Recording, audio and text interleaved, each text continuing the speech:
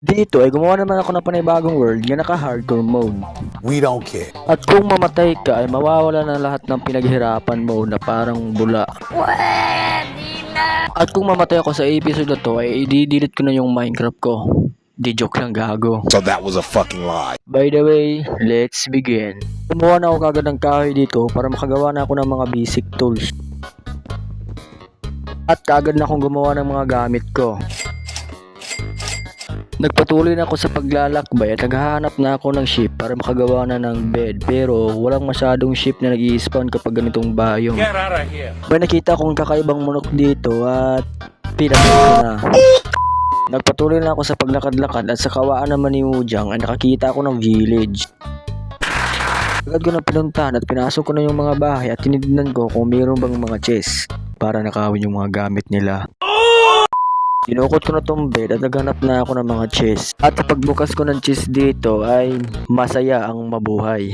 Dinukot ko na lahat at umalis na ako doon. Tinignan ko na lahat ng bahay at napakaswerte ko talaga ng araw na to. Umalis na ako doon kasi naghahanap na ako ng mapagtatayuan ng base. Dito ay may nakita akong structure pero di ko alam kung anong pangalan nito. Bahala na kayo. Tinignan ko na yung loob kasi sabi nila mayroon daw sikreto dito. Pero wala pala. So that was a fucking lie. Inukot ko lang tong furnace at umalis na ako dito.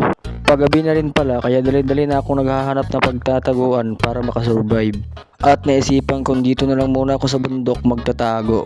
At sinimulan ko ng bakbakin tong bundok. Malapit nang dumilim kaya natulog na lang muna ako. Pagkagising ko ay kaagad ko nang inilapag ang mga gamit ko. Wala pa akong coal kaya niluto ko na tong mood na nakuha ko. At sinimulan ko ng palawakin dito.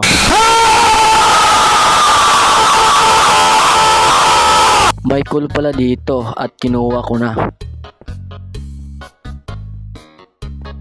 Umulan ng slow sa labas kaya naglaro na lang muna ako. Bili ko na yung gamit ko at tinanim ko na muna saglit itong mga saplings na nakuha ko. Pusan ako ng planks kaya kumuha na muna ako ng wood para makagawa na ako ng chest at makagawa rin ako ng stick. Ginawa ko ng planks yung wood na nakuha ko at gumawa na rin ako ng stick at torch. Nilagyan ko na ng ilaw dito para walang mobs na mag-spawn. Nilagyan ko rin dito sa labas para walang mobs na mag-spawn malapit sa atin. Okay, palawakin muna natin dito kasi nakapaka-skip.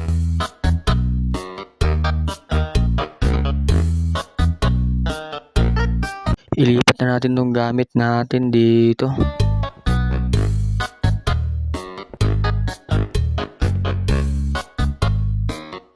Yan na rin natin ng pinto dito para di tayo mapasok ng mga kalaban. Gawa rin tayo nito. Lagay natin dito para may pangpainit tayo. Lagyan din natin dito. Lagyan din natin ng upuan para maangas. Hold up. Hanggang dito na lang muna siguro tayo kasi tinatamad na ako. Sa next video na lang muna siguro ako magagawa ng mining para maghanap ng diamond. By the way, kung hindi ka pa nakasubscribe ay mag-subscribe ka na rin para lagi kang updated sa mga video ko at kalokohan at kabubuhan. Joke lang, gago. Sige na, bye-bye na. See you sa next video.